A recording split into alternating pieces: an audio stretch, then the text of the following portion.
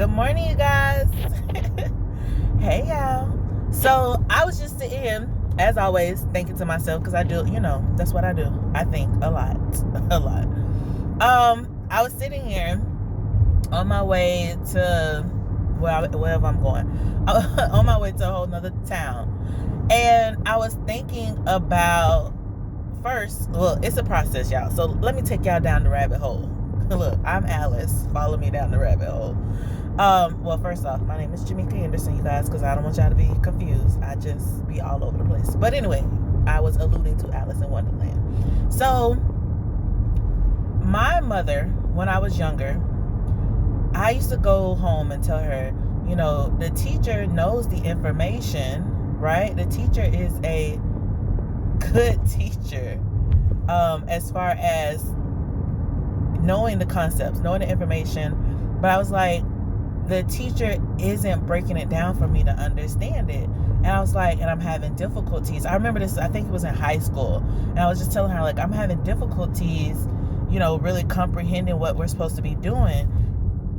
And she told me, she was like, the thing about it that you have to understand is that every teacher is not the best teacher. She was like, some teachers just are information driven. Like, they know the concept, they know the material, they have that down pat, but they don't have the ability to make it simplistic for every learner.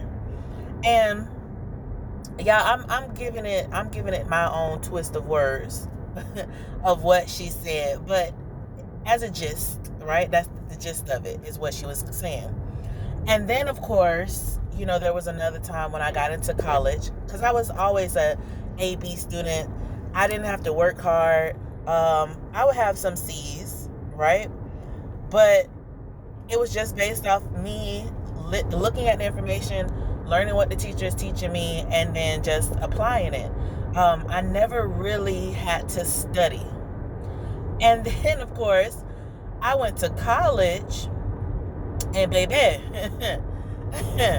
yeah. College with my behind, honey, and my ASS, okay? She taught me that you gotta start over. When I went to college, y'all, I felt like when the cartoons have like the little dunce cap and stuff, and the little child sit up on the stool in the front. That's what I felt like in college, because I was like, I'm trying so hard. I remember just calling home crying to my mom. I'm trying so hard, but I don't get it. I get it after we've gone past it, right? The teacher's now teaching us something totally different, totally new. It's a week, 2 weeks later, and I finally am getting what they taught us 2 weeks ago.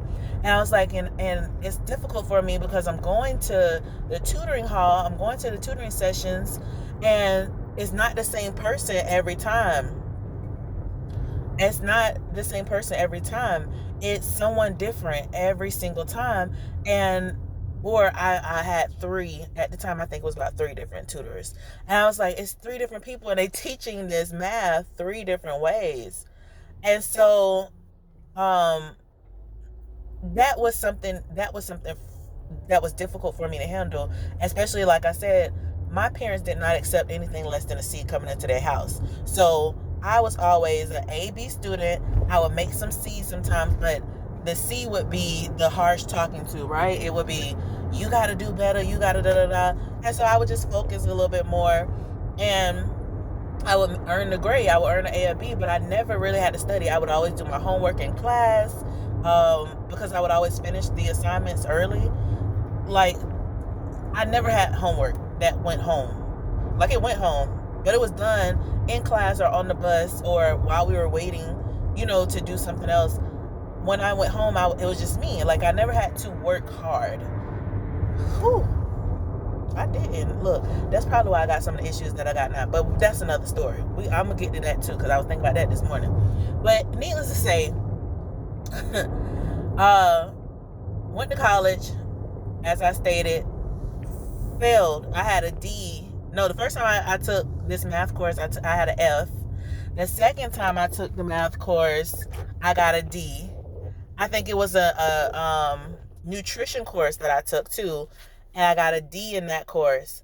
But like I said, I learned the material, just learned it late, and it was still stuff. Each teacher teaches it different. Each tutor teaches stuff different. But I remember when I first called her, and she said, "Did you learn something?" And I was like I told you, boohoo crying. Like I never really cried like that. Like I cried to myself, but not really cry. She said, "Did you learn something?" And I said, "Yes, of course I learned a lot." I said, "I learned a lot, but I learned it too late." And she said, "That's all that matters." And I was like, "But I failed. And she was like, "It's okay for you to fail, but did you learn something?" And I was like, "Yes, of course." And she was like, "So stop crying." She's like, "As long as you're learning from whatever it is that you're going through, the failure doesn't matter. You learn something, you take what you learn, you move on, you go to the next." Y'all, my mama, that's a message. I ain't gonna lie to y'all. My mama gave me some messages. Like when I was younger, me and her had a love-hate relationship. She loved me and put me through some shit that made me hate her. But at the end of the day, I never really hated my mom. I just disliked the shit that she did. I could differentiate the two. But at the end of the day, excuse my language, I learned so many things. Both my parents actually taught me so many things.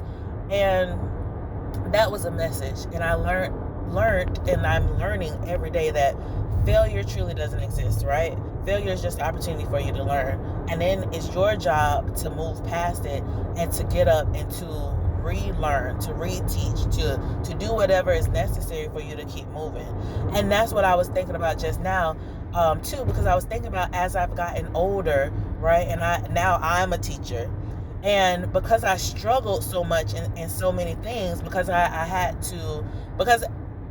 some things that was just easy to me, some things that, I had to learn on my own. I wasn't the best speller, all types of things. I had all these different programs. Like my mom and my dad, they purchased all these different, little tearaway books where, I could be studying, prepare myself for the next level, the next grade, or whatever have it. So I always was doing work. They were always preparing me for what was coming. So when it got to those stages, things just seemed easy. It seemed to just go by with no hard work needed. And now, of course, like I'm saying, I had to learn to work. I'm learning to work even harder, but I had to learn how to teach myself. And I have this firm belief that every person is their own teacher. They say when a student is ready, the teacher will appear. You are the student and you are also the teacher. But until you're ready to learn a particular lesson, you can hear everything else around you and not take it in. I always listen, honey, because I ain't had to talk. I was like, I don't want to go through that. That seemed like a mess. You can excuse me from that. But they said, again, the saying is, when the student is ready, the teacher will appear. You are your teacher as well as the student. You are doing both roles. Other people around you, like myself, I call myself the teacher's teacher. Other people around you, me as a teacher, is just to show you different ways to apply what you already know. Educate, it comes from the Latin word educare, to call out, right? So we're just pulling that out of you. So my job is to help you understand that you are your own teacher, and to give you different ways, different resources, different tools for you to understand this journey that we call life, for you to have multiple experiences, different types of experiences, and for you to be able to not shut down when you have them, but to keep going, to flourish, to find yourself in community with others who can push you and lead you to what it is you say you want to do and who it is you say you want to be. And I do that every day in the classroom, and even outside the classroom. Like I remember seeing the first time I called myself the teacher's teacher. Like I said it, I'm like, oh, that I like that, like, because even when I'm talking to, like I told you, I believe every person is a teacher, and when I'm talking to you, like, we're both learning at the same time. But y'all, I gotta tell you, at my school now, like, I've stepped up in so many different positions and so many roles, and I'm a coach. Well, I'm the chair of the department. I am the department chair, and then I co-chair literacy department, right? We have two sides to it. It's reading and language arts. And so in the reading department, I'm the chair. In the language arts department, there's another chair, but sometimes people need assistance, right? And so I just help where I can. And one of the teachers, we went to this training a couple days ago, and one of the teachers, I was taking in all the information. I was like, I gotta go because I gotta be able to help my department, right? Help my people when they need it. And as we were going through the training, like, I'm getting it, I'm taking notes, I'm recording stuff, I'm understanding, I got it locked down. I'm like, okay, I got this. I'm glad that I came because I understand this in depth, right? I get it. And plus, I've gone through some of these things and just never knew, that I could still apply these now. Apply the things that I've learned, these techniques now.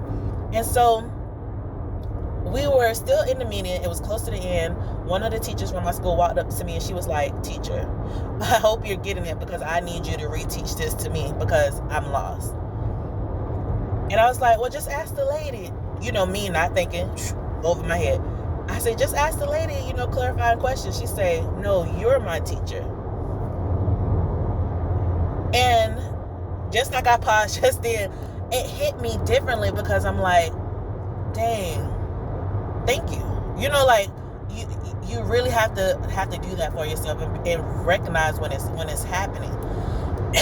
And then another one of my teachers, I took the time to go get an extra book to bring her a copy, gave her the papers. I was like, I'll go over it. I was like, we're going to go over it later. And she was like, okay, I'm glad that we're going to do this, X, Y, and Z. But she was like, but I'm going to need my own coaching time. I'm going to need you to teach me just one-on-one. And I was like, okay, I understand, da-da-da. But then, like, I'm just talking because that's the response that I always get. Like, okay, I understand. Like, I heard her. I got it. But she was like, no. Like, I need you to teach me one-on-one. And that was the second time. It was the next day, right? And I was like, dang. Y'all know I get teary. I'm a bag of water these days. But I was like, dang. Like, I am the teacher's teacher. And I was just sitting here, like I told you guys, driving. And I was sitting here thinking about all these different things. And I was like, because I still had a hesitation about saying that. Like, I am the teacher's teacher. And it hit me like a ton of bricks just slapped me. Like, that is the name that came to you because that is currently who you are. That is the position and the role that you're playing. You are the teacher's teacher, and you have to accept that and embody that and live that. And as you do, what it is that you desire is going to come to fruition and going to come to you. But it's not until you can fully embrace what it is that you say you are and you want to be, will you be able to step fully and comfortably into that position. So I don't know. I know I'm talking to myself, but whoever else is out there, you watching this, you looking at this, you made it to this point, whatever it is that you say that you want to be, whoever it is you say that you want to be, you can be exactly that, but you have to fully embody what you're saying. You have to fully give all belief to that because that is who you are. That is what you are. It's not you are becoming. We're always becoming. That's the process of, but you are already that full acceptance of that. It's the becoming piece is you accepting it and believing it to be true for you. Because as soon as you take that into your mind, that thought that you've been having, you take it in and you solidify it, and that become a belief, because a belief is only something that you think. It's only a thought that you constantly think. As soon as you take that in, you'll be able to get to your next level. So y'all watch me because I'm coming, and y'all gonna see me at my next level. All right, y'all, I gotta go. Peace.